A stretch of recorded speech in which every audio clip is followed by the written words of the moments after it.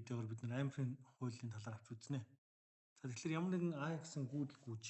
За ингээ гүйдэл гүйжих юм бол энд тойроод юу болдог вэ гэхээр сорон зоор маань ийм хүрээ үүсгэсэн байдаг. За энийг анх хэн олж тогтоосон бэ гэхээр Эстэд 1819 онд олж тогтоосон. За тэгэхээр бол гүйдэл ингээ гүйх юм бол түүний эргэн тойронд байгаа луучин маань бол ийм одоо цагираг хэлбэрээр чиглэж исэн. За хэрвээ гүйдлийн чиглэлийг ингээд өөрчилчих юм бол за энэ луужингийн чиглэлүүд яаж гэсэн мэхээр өөрчлөгддөж нөгөө тишгээ эсрэг хэрэгжижсэн. За тэгэхээр энэ дээр бол юу хэлж ийнө вэ гэхээр гүйдэл гүйх юм бол эргэн тойрондоо соронзон орн үүсэж байна гэсэн үг. За тэнгууд энэ соронзон орны хэмжээ маань болохоор юунаас хамаарч ирсэн бэ гэхээр энэ гүйдэлтэй бол пропорционал байсан. За тэгэхээр ампрын хуулийн гол санаа бол битүү хүрээний интеграл BDS за DL гэж бас нэрлэдэг. DL за тэнцвүү 0 I. За тэгэхээр энэ I гэдэг маань бол энэ хүрээгээр явж байгаа нийт одоо гүйдлийн айлгуур нийлбэр гэж үздэг. За энэ дээр бол юу болох вэ гэхээр хэрвээ гүйдэл маань бол эсрэг ингээд доошоо гүйчих юм бол I1 I2-ын нийлбэрийг тооцно гэсэн үг.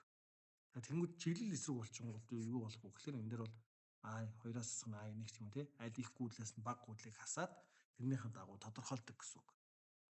За тэгэнгүүт энэ дээр юу болж байна вэ гэхээр бид нар энэ бол битүү хүрээний интеграл гэсэн утгатай. За энэ дээр бол эсгээр үрж байна. BDL үчиг космос альфа гэж ирдэг. За энэ альфа гэдэг үнцг нь бол DL болон B2-ын хооронд үнцгийг ярьж байгаа гэсэн. За ингээд μ0 I. За тэгэхээр бол энийг бон адил бид нар циркуляцийн хууль гэж нэрлэдэг. За ингээд гүйдэл авлаа. Гүйдлийнхаа эргэн тойронд ингээд битүү хүрээ авч. За ингээ үзэх юм бол энэ дээр бид нар энд бол R авах юм бол DL гэдэг нь бол юу болчих вэ гэхээр энэ үртэй ирж байна гэсэн үг. DL гэдэг бол энэ үртэй ирж байна. А тэгэнгүүт яг одоо чинь үүсэж байгаа соронзон орны индукц маань энэ R-да бол юу болдог вэ гэхээр мөн адил перпендикуляр байна. Аль ч хэсэг дээр байсан R зэнтэй B бол перпендикуляр. Тэр DL болон B2-ын хоорондох үнцэг бол юу болчихно вэ гэхээр тэг болчих гэсэн. Аль ч хэсэг. За энэ дээр бол юу болох вэ гэхээр B. Тэр B DL 2-ын хоорондох үнцэг үүрэг болохоор космос тэгт энэ үгээр нэг болно. За ингээд бодох юм бол яг ийм цэвэр тойрог хэмжээний билет авчих юм бол энэ интеграл маань бол юу болчих вэ гэхээр B үржих нь 2P R болж байна. Энэ нь μ налыг хуваах нь. За эндээс ингээд бид нар B-г олох юм бол μ0 I хуваах нь 2P R болно. За өмнөх одоо чинь бид нар видеон дээр үзсэн биосоор Лапласын хууль дээр үзсэн шулуун урт дамжуулагч дээр бол интеграл аваад энэ хамгийн ойр орших зайг бид нар B гэж нэрлээд B тэнцүү μ0 I хуваах нь 2P B гэж байна. Тэгэхээр бол ампрын хуулиар бол яах вэ гэхээр бид нар маш хялбархан энэ шулуун дамжуулагчийн үүсгэх соронзон орны индукцийг олж байна гэсэн үг. За тэгэхээр энэ одоо онол маань бол юу юм бэ гэхээр энд ямар нэгэн битүү одоо хүрээгээр нэвтрэн гарч байгаа гүйдлийг бид нар I гэж тооцсон байна. Гэхдээ энэ I нь бол яг уу гэхээр тэр сонгож авсан одоо хүрээн доторх талбайг яг ингэж нэг гарсан хязгааргүй урт гүйдлийн хөт биелнэ гэсэн үг. Хязгааргүй урт гүйдэл. За энэ доторх гэхдээ гүйдэл маань айлгуур нийлбэрээр гэсэн үг.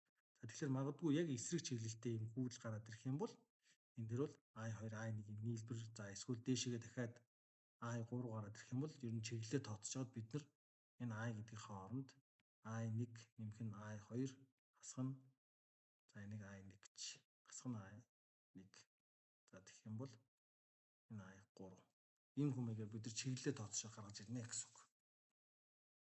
За энэ ампрын хуулийг бид нар өөр юун дээр ашиглаж болох вэ гэхээр солноидын үүсэх соронзон орноор ашиглаж болдог.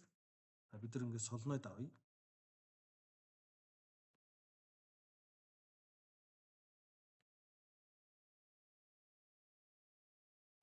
Солноид авах юм бол энд бол Тэрний нэмэх. За нэмэх нь цаагуур нь гарч ирээд. За ингээд.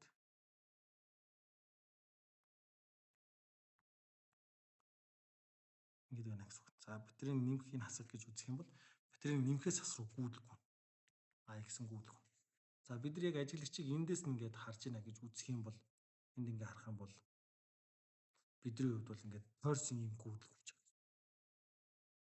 Яг гүйдэл. За ингээд үзэх юм бол бид нар баруун гарын дүрмээр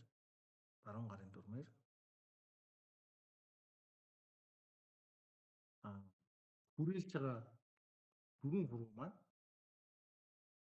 болж өгдөг. Гүйдэл болж өгдөг.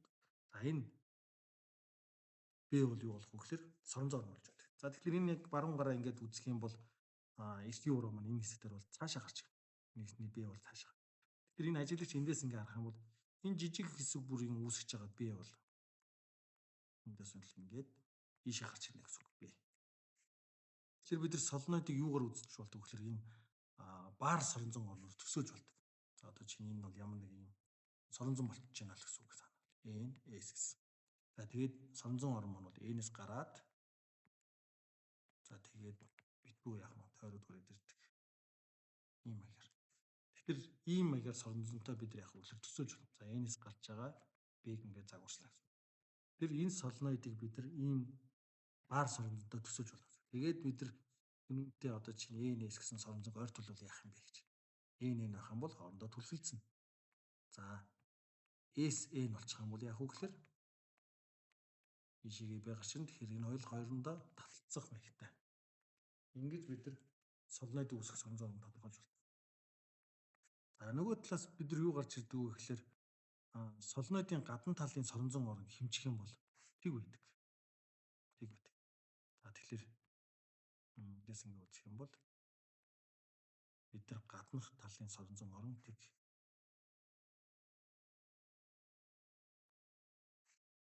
За B гадна талын соронзон орн хэмжилт хийхээр тэг болдог. Юу болох вэ гэхээр бид нар дотор нь ферро соронзон материал буюу хадаас төмрийг байрлуулж яадаг вэ гэхээр нөгөө нэг 7 дугаар анги туршилт хийдэг штэ. Тэсний ором хадасыг ториолоод оромгоор ороогоод батарейгаар гүйдэлгүй гэх юм бол ферро соронзон материалын энэ жижиг хэсэг бүрийн үүсэх соронзон орн нэмэгдээд энэ нийлбэр Б-г үүсгдэг буюу соронзон үүсэх маань нэмэгдчихдэг. За тэгвэл гадна талдаа ингэ үзэх юм бол соронзон орн тэг болдог. За дотор талдаа бол баруун гарын дүрмээр ингэ яах нь гэхээр Б гэсэн соронзон орн үүсдэг. За тэгвэл бидний нэг хөндлөн огтлол.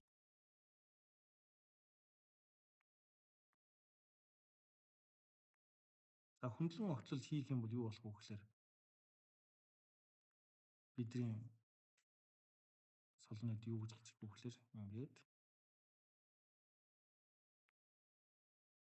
ингээд за гүйдэл дээдлийн хэсэг дээр нь бол наашаа чиглэлтэй. За доотлын хэсэг дээр нь бол ингээд цаашаа чиглэлтэй байна гэсэн үг. За тэгвэл бид нар саяны амплификийн хуулийг ашиглая.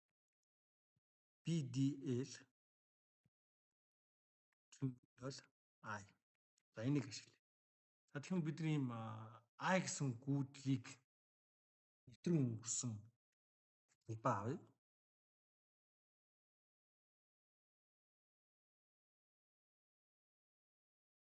За тэгэх юм бол энэ хэсэгний юм улбаа авъя.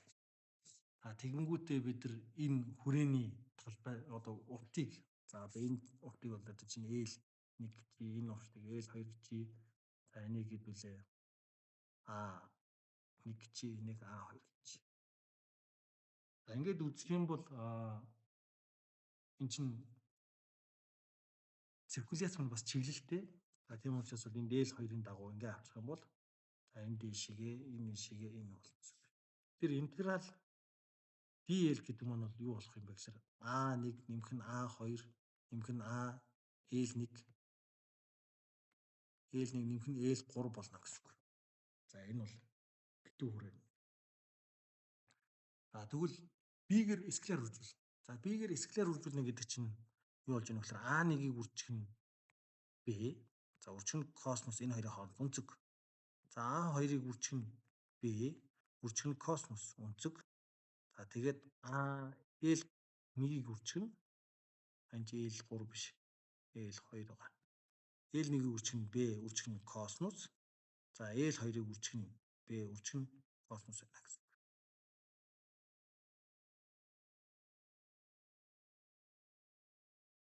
За тэгтээ энэ хэсгийн нийлбэр. За энэ хэсгийн нийлбэрийг аавна.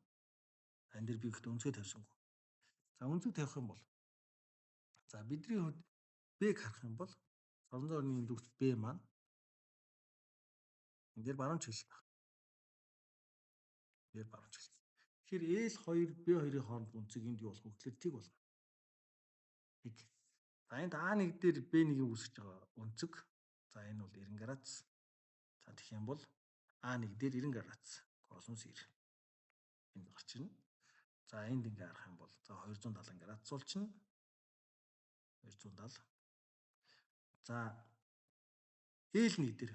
За L1 дээр ингээ үзэх юм бол өнцөг бол хэрвээ B байгаа бол юу болчих вэ гэхээр тэг болчихно. Гэхдээ энд бол дурын альфа өнцөг байж болно гэсэн. Косинус альфа.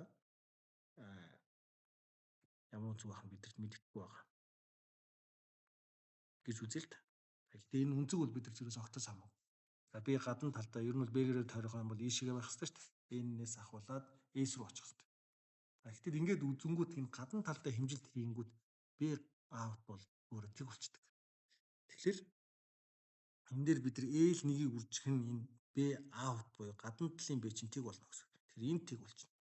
За энэ 270 градус учраас космос 270 тэг. За космос 90 энэ бас тэг болчихно гэсэн. Тэгэхээр энэ нийлбэр чи ерөөсөө явсаар агаад интеграл BDL-ийн нийлбэр энэ хэсэг маань юу гарч ирж байна вэ гэхээр бид нар яхаар зүгээр энд гарч ирнэ гэсэн үг. Дотор талын үүсэж байгаа солонцоо орно L тэгээд B космос тэгд 1 болчихно гэсэн. За энэ юутай тэнцүү юм бэ гэж. Энэ бол μ0-ыг үржих нь I. За I гэдэг нь энэ дотор байгаа гүйдлийн нийлбэр. За энд болохоор ингээ харах юм бол 1 2 3 4 гэх мэтлэнгээр нийт ороодсын тоог авч үзэж болно гэсэн үг. Нэгсний яг энэ хүрээгээр нэвтрэн өгж байгаа гүйдлүүд нь бүгд ижил чиглэлтэй бөгөөд ямар нэгэн n гэсэн гүйдэл байна гэж үзье. За энийг бол бид нийт гүйдэл гэж байна. За тэгвэл эндээс энэ b-г олох юм бол μ0 I n-ийг хуваах нь l болно. За n-ийг l-д хуваасан энэ харьцааг бол бид нар нэг журтад ногдох ороодсын тоо гэж нэрлэдэг. Нэг журтад ногдох ороодсын тоо.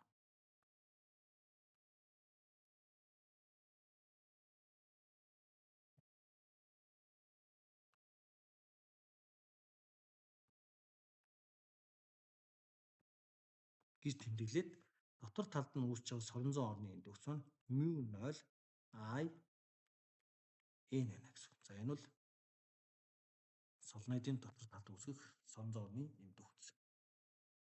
За иймэрхүү маягаар бид нар амперийн хөлийг яах вэ гэхээр ажиглаж болдог байх нэ.